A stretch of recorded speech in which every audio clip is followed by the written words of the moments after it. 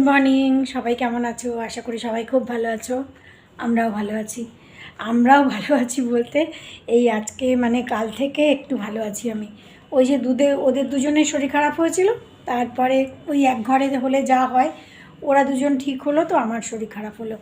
এই জন্য বেশ কয়েকদিন আমার ব্লগ দেইনি, মানে করতেই পারিনি।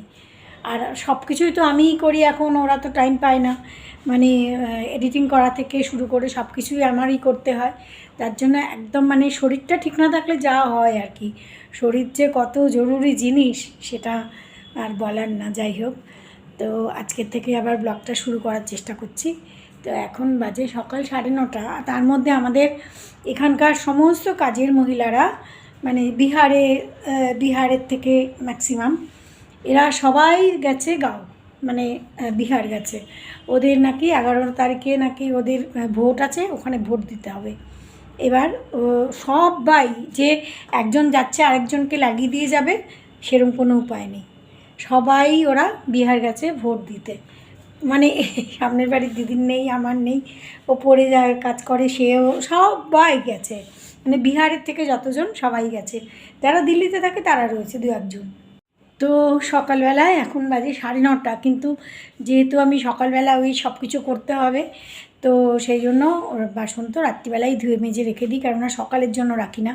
সকালে ওই রান্নাঘরে গিয়ে ওই সব দেখতে না বড় বিরক্ত লাগে, তো রাত্রিবেলাই করে রেখে দিয়েছি। আর ঝাড়ু পোছা দেখতেই পেয়েছো, পোছা লাগাই, আজকে পোছা আমি লাগিয়েছি, কারণ আজকে সানডে তো এর কাছে স্টুডেন্ট আজকে। অন্য দিন তো পোছা লাগাতে দেয় না আমাকে, কিন্তু আজকে যেহেতু সানডে ওর স্টুডেন্টরা এসেছেও একজন। আমি স্নান সেরে পুজোটা করে নিলাম, কারণ আবার আজকে আবার আরেকটা বিকেলে পর্ব আছে, আমাদের পাশের বাড়ির মেয়ের বিয়ে। তো এখানে হচ্ছে না, এমনি অন্যান্য অনুষ্ঠান এখানে হচ্ছে, কিন্তু যেতে হবে দ্বারকা। তো সেখানেও না গেলেই নয়, যতই শরীর খারাপ হোক আর যাই হোক। আজকে আর আমাকে সকালে বাবু ব্রেকফাস্ট বানাতে দেয়নি, বলে ঝাড়ু পোছা এত কাণ্ড করে আর তোমার ব্রেকফাস্ট বানাতে হবে না। তো আমাদের এখানেই ওই বাঙালিয়ানা বলে একটা দোকান আছে, সেই দোকানে হচ্ছে ডালপুরি আর এই তরকারি বিক্রি করে। বাঙালি টেস্ট বলে বাঙালি, কিন্তু ওরকম কলকাতার যে ডালপুরি আমরা খাই সেরকম টেস্ট নয়, যতই বলুক না কেন যাই। তো ডালপুরি, আলুর দম না, আলুর তরকারি, আর সঙ্গে আমার কফি যেমন থাকে। ব্রেকফাস্ট করে তারপর রান্নাঘরে এসেছি। রান্নাঘরে আসা, কী যে রান্না করব বুঝতে পারছি না। মাছ একটু ঘরে আছে, কিন্তু বাবু তো মাছ খাবে না, তো একটুখানি কিছু তো ব্যবস্থা করতে হবে। তো একটু ডাল আছে, ডালের সঙ্গে একটু পেঁয়াজ দিয়ে, বেসন দিয়ে একটু পেঁয়াজি করে নিলাম, আর ওদিকে মাছটা রান্না করে নেব। আমার খাবার এখানে রেডি হয়ে গেছে, ডাল আর একটুখানি পেঁয়াজি আর একটু মাছ ছিল, ওই মাছটাকে একটুখানি সর্ষে দিয়ে করেছি, যদি বাবু খেয়ে নেয়। ও একটু এই টাইপের রান্নাবান্না পছন্দ করে, কিন্তু মাছ খেতে বসে বায়না, ওটা তো করবেই। কিন্তু আজকে খেতেই হবে, আর কোনো রাস্তা নেই। আজকে মাছ দিয়েই ভাত খেতে হবে ওকে। গুড ইভিনিং, প্রায় 6:30 বাজে, আর আজকাল তো 5টা বাজতে 5:15টার সময় একদম বাইরে অন্ধকার হয়ে যাচ্ছে। তো যাই হোক, আমি চা করে নিলাম, 6:30 বাজে। কারণ আবার চাটা খেয়েছে আবার আমাদের ওই যে বিয়েবাড়িটা যেতে হবে একটু, ওইটার জন্য একটু তাড়াহুড়ো করছি আর কি। বাবু যেতে চাইছে না, কিন্তু ওকে আমি একটু জোরই করেছি যে বাবু প্লিজ চল আমাদের সঙ্গে, কারণ দ্বারকার দিকে তো ওই দিকের রাস্তাটা খুব একটা আমাদের চেনাশোনা না, আর একটু খোলা একটু খালি খালি জায়গাটা, তো সেই জন্য ভাবছি বাবুকে নিয়েই যাব। আমরা সন্ধেবেলার চা খেয়ে নিলাম, তারপরে আস্তে আস্তে রেডি হতে হবে, কারণ একটু দূরই আছে। গুড ইভিনিং, আমরা রেডি হয়ে গেছি। বাবু তো যাওয়ার ইচ্ছা ছিলই না একদম, এখনও বলছে যাবো না, কিন্তু এত দূরে বিয়েটা হচ্ছে, মেয়ে তো আমাদের পাশের বাড়িরই, কিন্তু যেখানে ওরা ফার্ম হাউস নিয়েছে সেটা অনেকটাই দূর আমাদের বাড়ি থেকে। আমরা দুজনে যাব একা একা, গাড়ি নিয়ে যেতে পারে, কিন্তু আমি না করছি যে অনেক রাত হয়ে যাবে, আসার সময় আবার ড্রাইভ করে আসবো, ওই রাস্তাটা একদম খালি খালি মতো। তো ওই জন্য আমরা ক্যাবেই যাব, ক্যাবেই আসবো। তো বাবুর তো যাওয়ার ইচ্ছা নেই, কিন্তু আমরা জোর করে নিয়েই যাচ্ছি। মোটামুটি আমরা রেডি হয়ে গেছি, এও রেডি হয়ে গেছে। ঝন্টুকে একা রেখে যেতে হবে, ওই জন্য টিভি চালিয়ে রেখে যাচ্ছি। আমরা সারাদিন ধরে রামায়ণ দেখছিলাম, ও রামায়ণই দেখবে বসে। আর ওর খাবারটা বানিয়েই রেখে গেলাম যাতে এসে তাড়াতাড়ি করে ওকে খাইয়ে দেওয়া যায়, কেননা একা একা রেখে যাচ্ছি তো ওর খুব একা একা মন খারাপ হয়, একা তো একদম থাকতে পারে না। চলো আমরা যাই, একটুখানি ঘুরে আসি তাড়াতাড়ি। এই দেখো বাইরে বিয়ে বাড়ির এই বাইরে মানে আমাদের পাশের ফ্ল্যাটেই তো, তো বাইরেটা এরকমভাবে সাজিয়েছে দেখো, তো খুব সুন্দর লাগছে। আর আমাদের ক্যাব এসে গেছে, এই যে বাবু বসে পড়েছে, আমরা দুজন পিছনে বসছি।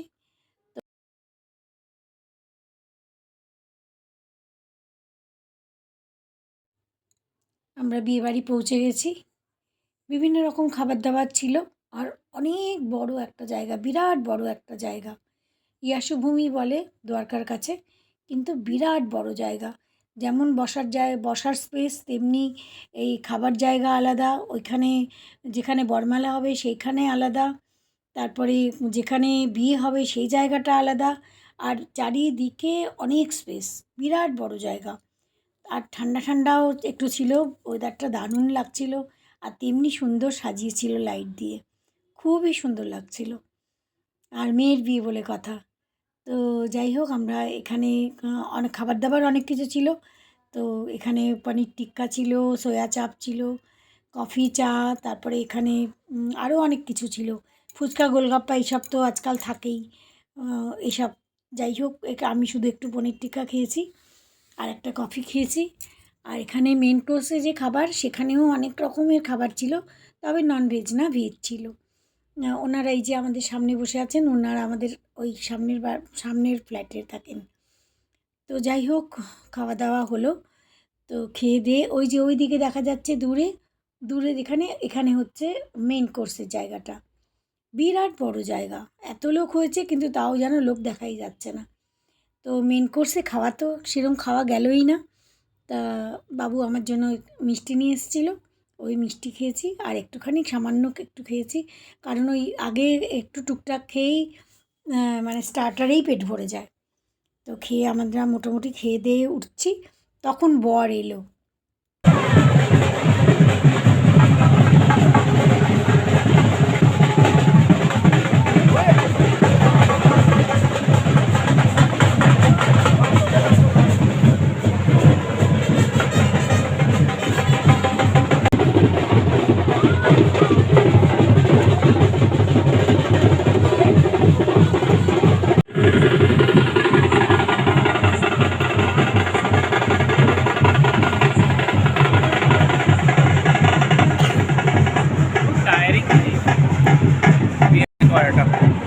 খুব টায়ারিং ভাই, লোকদের কি অবস্থা হচ্ছে হবে বসে বসে ওখানে, কিছুই হচ্ছে না, আসছে ইরিটেটিং লাগতে হবে এত ধুমধুমের মধ্যে বসিয়ে রেখে দিচ্ছে তখন।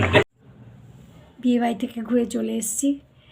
তো দেখতেই পেয়েছো কত হই হই হই হই, আর কত যে বাজনা, তার সঙ্গে তাদের নাচ। একদিকে বেশ ভালো লাগে, বেশ এনজয় করা যায়, আমার তো ভালোই লাগে। তোমাদের কেমন লাগে জানিও।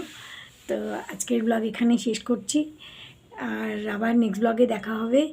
এই ওয়েদার চেঞ্জ হচ্ছে, সবাই কিন্তু খুব সাবধানে থেকো, ভালো থেকো।